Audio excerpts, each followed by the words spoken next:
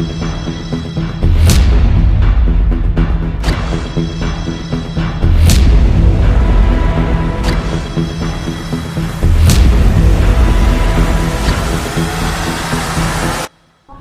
Hello ಎಲ್ಲರಿಗೂ ನಮಸ್ಕಾರ. ನೀವು ನೋಡ್ತಾ ಇದ್ದೀರಿ ಲೋಕ ಡಿಜಿಟಲ್ ಮೀಡಿಯಾದ ಟ್ರೆಂಡಿಂಗ್ ಲೋಕ. ನಾನು ತರುಣ್ ಲೋಕೇಶ್. ಎಂದಿನಂತೆ ಈ ಬಾರಿಯೂ ಸರಿಗಮಪ ಸೀಸನ್ 21 ಶುರು ಆಗಿದೆ ಜಿ ವಾಹಿನಿಯಲ್ಲಿ. ಆದ್ರೆ ಅಚ್ಚರಿಯ ಸಂಗತಿ ಇದು ಅಲ್ಲ, ಮಹಾಗುರುಗಳು ಅಂತ ಕರೆಸ್ಕೊಳ್ತಾ ಇದ್ದಂತ ಹಂಸಲೇಖ ಅವರನ್ನ ಜಿ ಕನ್ನಡ ವಾಹಿನಿ ಆಗ್ಲಿ ಸರಿಗಮಪ ತಂಡವೇ ಆಗಲಿ ಅವರನ್ನ ಕೈ ಬಿಟ್ಟಿದೆ. ಮಹಾಗುರುಗಳು ಅಂತ ಅವರನ್ನ ಜಡ್ಜ್ ಅಂತ ಕೂರ್ಸೋದಿಲ್ಲ. ನಿಜಕ್ಕೂ ಇಂಥ ಒಂದು ದೊಡ್ಡ ನಿರ್ಧಾರವನ್ನ ಜಿ ವಾಹಿನಿನೇ ಆಗ್ಲಿ ಅಥವಾ ಸರಿಗಮಪ ತಂಡವೇ ಆಗಲಿ ಯಾಕೆ ಈ ನಿರ್ಧಾರವನ್ನು ತಗೊಳ್ತು? ಈ ವಿಡಿಯೋದಲ್ಲಿ ಸಂಪೂರ್ಣವಾದಂತ ಮಾಹಿತಿನ ತಿಳ್ಕೊಂಡೋಗೋಣ. ನಮ್ಮ ಚಾನಲ್ಗೆ ಏನೋ ಪ್ರಶ್ನೆ ಭೇಟಿ ಕೊಟ್ಟಿದ್ರೆ ಸಬ್ಸ್ಕ್ರೈಬ್ ಮಾಡ್ಕೊಬಹುದು ಹಾಗೂ ಬೆಲ್ ಬಟನ್ ಮೇಲೆ ಕೂಡ ಕ್ಲಿಕ್ ಮಾಡಬಹುದು. ನಿಮ್ಮ ಪ್ರಶ್ನೆಗಳು ಏನಾದ್ರೆ ಪ್ರಶ್ನಿಸಬಹುದು ಇನ್ಸ್ಟಾಗ್ರಾಮ್ ಮುಖಾಂತರ. ಈಗ ಡೈರೆಕ್ಟ್ ಆಗಿ ವಿಚಾರಕ್ಕೆ ಹೋಗ್ಬಿಡೋಣ.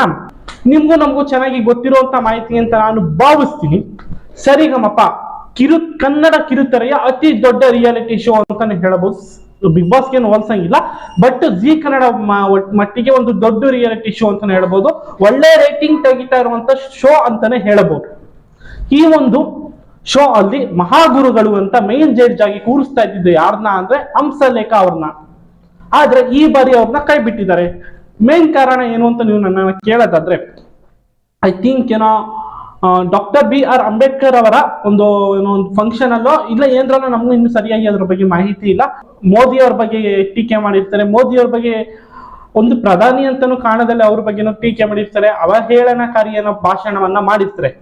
ಪೇಜಾವರ ಶ್ರೀಗಳಿದಾರಲ್ಲ ಅವರ ಬಗ್ಗೆನೂ ತುಂಬಾ ತುಚ್ಛವಾಗಿ ತುಂಬಾ ಕೀಳಾಗಿ ಮಾತಾಡಿರ್ತಾರೆ. ಇದೆಲ್ಲ ಆದ ನಂತರ ಮೋದಿ ಅವರ ಅಭಿಮಾನಿಗಳೇ ಆಗ್ಲಿ ಬಿಜೆಪಿ ಕಾರ್ಯಕರ್ತರೇ ಆಗ್ಲಿ ಹಂಸಲೇಖ ಅವರ ಮೇಲೆ ರೊಚ್ಚಿಗೆ ಎದ್ಬಿಡ್ತಾರೆ. ಇದೆಲ್ಲ ಆದ ನಂತರ ಪೇಜಾವರ ಶ್ರೀ ಬಗ್ಗೆ ಮಾತಾಡ್ತಾರಲ್ಲ, ಅದೆಲ್ಲ ಅವರ ಭಕ್ತಾದಿಗಳು ಸಹಿತ ರೊಚ್ಚಿಗೆ ಎದ್ದೇಳ್ತಾರೆ. ಏನಕ್ಕೆ ಈ ರೀತಿ ಮಾತಾಡ್ತಿದ್ದಾರೆ, ಏನಕ್ಕೆ ಈ ರೀತಿ ನೀವು ತುಚ್ಛವಾಗಿ ಮಾತಾಡ್ತಾ ಇದ್ದೀರಾ, ಏಕೆ ಒಂದು ವಿಚಾರ ಗೊತ್ತಿಲ್ಲದಲ್ಲ ಇದ್ರೆ ನೀವು ಹಂಸಲೇಖ ಅಂತ ಇಟ್ಕೊಂಡಿದ್ದೀರಾ, ನೀವು ಒಬ್ಬರು ಸಂಗೀತಗಾರರು, ಒಬ್ಬ ಮ್ಯೂಸಿಕ್ ಡೈರೆಕ್ಟರ್ ತರ ಇರಿ, ರಾಜಕೀಯಕ್ಕೆ ಯಾಕೆ ಎಂಟ್ರಿ ಆಗ್ತಿದ್ದೀರಾ ಅಂತ ಕೆಲವೊಂದಿಷ್ಟು ಜನ ಕೇಳ್ತಾ ಇದ್ರು. ನಾನು ಆ ಪ್ರಶ್ನೆನ ನೇರವಾಗಿ ಕೇಳ್ತೀನಿ. ಇದೆಲ್ಲ ಆದ ನಂತರ ಪೇಜಾವರ ಶ್ರೀಗಳ ಬಗ್ಗೆ ಮಾತಾಡಿರ್ತಾರ, ಅವ್ರ ಬಗ್ಗೆ ಒಂದು ಕ್ಷಮೆಯನ್ನ ಕೇಳ್ತಾರೆ. ಆದ್ರೆ ಮೋದಿ ಅವ್ರ ಬಗ್ಗೆ ಮಾತಾಡಿದ ನಂತರ ಯಾವುದೇ ರೀತಿಯ ಕ್ಷಮೆ ಕೇಳೋದಿಲ್ಲ. ಗೊತ್ತು, ಅವ್ರ ಬುಡಕ್ಕೆ ಬೆಂಕಿ ಬೀಳುವಂತ ಸಾಧ್ಯತೆ ಇರುತ್ತೆ. ಆ ಕಾರಣದಿಂದ ಕ್ಷಮೆಯನ್ನು ಕೇಳಕ್ ಹೋಗೋದಿಲ್ಲ. ಇದೆಲ್ಲ ಆದ ನಂತರ ರಾಕಿಂಗ್ ಸ್ಟಾರ್ ಯಶ್ ಅವ್ರ ಬಗ್ಗೆನೂ ಸಹಿತ ಇಂಡೈರೆಕ್ಟ್ ಆಗಿ ಟಾಂಗ್ ಕೊಟ್ಟಿರ್ತಾರೆ ಕೆಲವೊಂದು ಯಾವುದೋ ವೇದಿಕೆಯಲ್ಲಿ. ಯಶ್ ಅವ್ರ ಬಗ್ಗೆ ಅಂತ ಮಾತ್ರ ಅಲ್ಲ, ರಿಷಬ್ ಶೆಟ್ಟಿ ಅವರು ಹಲವಾರು ಜನ ಇದಕ್ಕೆ ಸೇರ್ಕೊಳ್ತಾರೆ. ಯಶ್ ಅವ್ರ ಬಗ್ಗೆ ಗಡ್ಡ ಬಿಟ್ಕೊಂಡಿದ ತಕ್ಷಣ, ಕೋಟಿ ಮಾಡಿದ ತಕ್ಷಣ, ಪ್ಯಾನ್ ಇಂಡಿಯಾ ಹೋಗಿದ ತಕ್ಷಣ ಕನ್ನಡ ಬೆಳೆಸಿಲ್ಲ, ಕನ್ನಡ ಹಿಂಗೆ ಹಿಂಗಿಂತ ಯಶ್ ಅವ್ರ ಬಗ್ಗೆನೂ ಇಂಡೈರೆಕ್ಟ್ ಆಗಿ ಮಾತಾಡಿರ್ತಾರೆ, ಡೈರೆಕ್ಟ್ ಆಗಿ ಮಾತಾಡಿರೋದ್ರಲ್ಲ. ಇದೆಲ್ಲ ಆದ ನಂತರ ಯಶ್ ಅವ್ರ ಅಭಿಮಾನಿಗಳು ಸಹಿತ ರೊಚ್ಚಿಗೆ ಎದ್ಬಿಡ್ತಾರೆ. ಯಾವಾಗ ತುಂಬಾ ಹೈಪ್ ಆಯ್ತು ಸುದ್ದಿ ಇವ್ರ ಬಗ್ಗೆ, ಹಂಸಲೇಖ ಅವ್ರ ಬಗ್ಗೆ ಅಂದ್ರೆ ಯಶ್ ಅವ್ರ ಬಗ್ಗೆ ಮಾತಾಡಿದಾಗ, ನೆಕ್ಸ್ಟ್ ಮೋದಿ ಅವ್ರ ಬಗ್ಗೆ ಮಾತಾಡಿದಾಗ ಈ ರೀತಿ ತುಂಬಾ ಹೈಪ್ ಆಯ್ತು. ಇವ್ರ ಬಗ್ಗೆ ತೀವ್ರ ವಿರೋಧವನ್ನ ಕನ್ನಡಿಗರು ವ್ಯಕ್ತಪಡಿಸ್ತಾರೆ. ಅದೆಲ್ಲ ಆದ ನಂತರ ಜಿ ಕನ್ನಡ ವಾಹಿನಿಗೆ ನೀಟಾಗಿ ಟ್ಯಾಗ್ ಮಾಡ್ಕೊಂಡು ಈ ಸರಿ ನೀವು ಜಡ್ಜ್ ಆಗಿ ಇವ್ರು ಕೂರಿಸ್ಬೇಡಿ, ಇಲ್ಲ ಅಂದ್ರೆ ಬಾಯ್ಕಾಟ್ ಮಾಡಲಾಗುತ್ತೆ ಅಂತ ತುಂಬಾ ದೊಡ್ಡ ಅಭಿಯಾನನ ಶುರು ಹಚ್ಕೊಂತಾರೆ ಕನ್ನಡಿಗರು, ಯಶ್ ಅವ್ರ ಅಭಿಮಾನಿಗಳೇ ಆಗ್ಲಿ. ಅದಕ್ಕೆ ಮಣಿದ್ರ ಜಿ ಕನ್ನಡ ವಾಹಿನಿಯೋ ನಿಜಕ್ಕೂ ಗೊತ್ತಿಲ್ಲ, ಇದನ್ನೆಲ್ಲ ಗಮನಿಸ್ತಾ ಇದೆ, ಮಣಿತಿದ್ದಾರೆ ಅಂತ ನಾನು ಭಾವಿಸ್ತೀನಿ. ಈ ಬಾರಿ ಸರಿಗಮಪ ಸೀಸನ್ 21 ಅಲ್ಲಿ ಹಂಸಲೇಖ ಅವರು 99.9 ಇರೋದಿಲ್ಲ. ನಾನು ನೇರವಾಗಿ ಇರೋದಿಲ್ಲ ಅಂತ ನಾನು ಭಾವಿಸ್ತೀನಿ. ನೀ ನನ್ನನ್ನ ಕೇಳ್ಬೋದು, ನಿಮ್ಗೆ ಗೊತ್ತು ಈ ಮಾಹಿತಿ ಅಂತ ಕೇಳೋದಾದ್ರೆ, ಕೆಲವೊಂದಿಷ್ಟು ಪ್ರೋಮೋಗಳು ಹಂಚ್ಕೊಂಡಿದ್ದಾರೆ ಜಿ ಕನ್ನಡ ವಾಹಿನಿ ಸರಿಗಮಪ ತಂಡದವರೇ ಆಗ್ಲಿ ಜಿ ಕನ್ನಡದವರೇ ಆಗ್ಲಿ ಒಂದಿಷ್ಟು ಪ್ರೋಮೋಗಳು ಹಂಚ್ಕೊಂಡಿದ್ದಾರೆ ಜಿ ಕನ್ನಡ ಅಫಿಷಿಯಲ್ ಪೇಜ್ಗಳಲ್ಲಿ.